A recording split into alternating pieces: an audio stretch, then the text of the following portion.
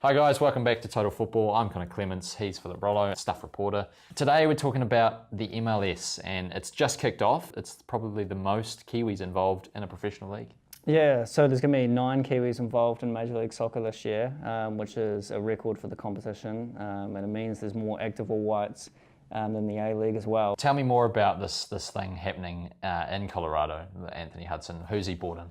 So straight away he threw a career lifeline to Kip Colby. Kip was born in Hawaii, so he counts as a local player.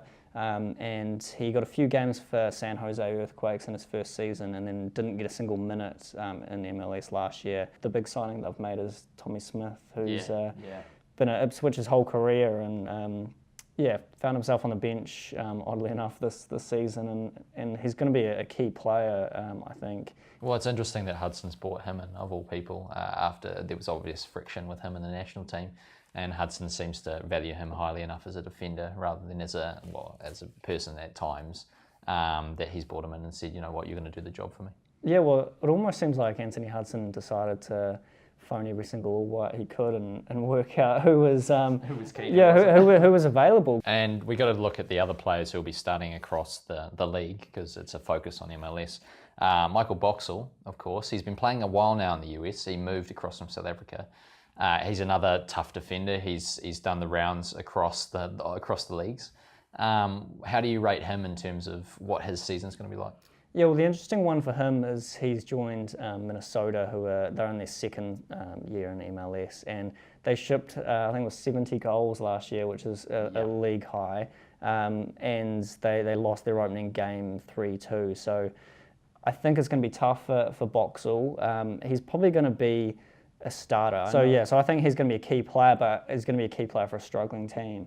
I guess as a centre back, if they're shipping 70 goals again, maybe some question marks will go on him then because he's going to be under the pump, I think, a bit this season. Yeah, absolutely. And I think Boxall's a good enough defender that he's probably going to be a bit worried this season about if his team's going to struggle. He's going to be thinking, can I go maybe somewhere else in the MLS, or do I stick with these guys and really try and build something at Minnesota? Because as you said, it's a fledgling club. They've still got a long way to go. So Philip, do you think there's any other All Whites that might be starting across the league? Yeah, so from the games that have kicked off so far, Stefan Marinovich started in goal for Vancouver. He came in at the middle of last season, and they basically had a long-serving goalkeeper, and he was expected just to back up him, but he came in and pressed and earned the starting spot. So David Ousted got ousted from the from Vancouver, and I think he's almost like the most locked-in starter of all the Kiwi players over there. We saw under Anthony Hudson's tenure, Marinovich was a really key player for the All Whites, and I think if he can carry that form for Vancouver, like he could be one of the better keepers in the league. I think if you look across the board, there's not going to be too many other players you could say, in their position are going to be a leading player in the league. We're looking at another player who's kind of earned himself an All-White spot recently, Miro Biton.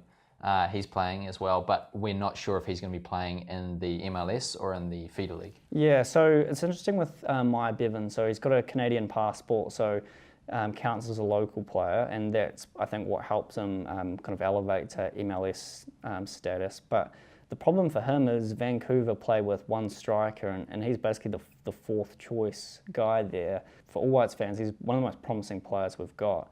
But it might be a case of him going down to their feeder team in the USL. Yeah, and seeing if he can impress there, and I'm sure if he's scoring some goals, obviously the reward is getting back into the matchday squad, and I think New Zealand fans would really like to see him kicking on, and especially in this new cycle, because I think he's one player that's certainly got a lot of potential. Absolutely, and he came, of course, from the Nike Academy in England, so that's massive calibre kind of academy, playing at Newcastle and St George's Park. Another MLS forward who's just shot out of nowhere really is Elliott Collier, who was picked up in the draft by Chicago Fire, and even then he was probably a name not too many followers of New Zealand football would be aware of. He's played futsal for New Zealand but had never been involved in any age group teams. He's signed a contract now. He's going to be in the same team as Bastian Schweinsteiger at Chicago Fire, a World Cup winner, which is huge. He could be a guy who I think we might be seeing a lot of, and I wouldn't be surprised if he's included in the next All White squad purely on the basis he's now a professional footballer. So Philip, there's one player that we haven't talked about, and I think that we agree he needs to prove a point. And who is that player? It's Bill Tuiloma, of course. He came through the ranks of Marseille, and what a signing that was, what huge news that was for New Zealand football. I think he played 2 games for Marseille in the end at senior level before moving on to Portland. In the middle of last season. It was very kind of worrying at the time. I remember watching a press conference, they asked the coach, well, tell us a bit about Bill Tuiloma, and he said, well, I don't really know a heck of a lot because it was the general manager that signed him. Bill didn't get a single minute in the MLS last year, played exclusively in the second tier. Yeah. And I think for him, he's really at a stage of his career where he needs to become a regular for Portland because, after failing to make the grade in Marseille, he's just I think he's 22 now, so he just needs to kind of really settle and get some minutes. Like, I still think he'd be a great fit at the Phoenix, but he seems to think he, deserves to be playing in a higher league. Well, this is his chance to prove it this season, I think. Yeah, absolutely. And I think once you've been to the heights of Marseille and the European football, it's tough to kind of accept, oh, okay, I'll just come home and play in the Phoenix, because it's a big drop in class. And so I can see Bill really trying to establish himself overseas first, and then maybe like when he's like 30, 31, and he's had a great career, hopefully he can come back to the Phoenix and perform in the A-League stage. So have your say, guys. We want to hear you have your say on this. Whether you think Elliott Collier, Miro Biton, Michael Boxall, all the Kiwis playing in the MLS, who will be the standout this season? Who's going to be the top performer for the Kiwis this season? Because there's a lot playing in the MLS. So yeah, have your say, guys. Let us know what you think, and we will see you next week.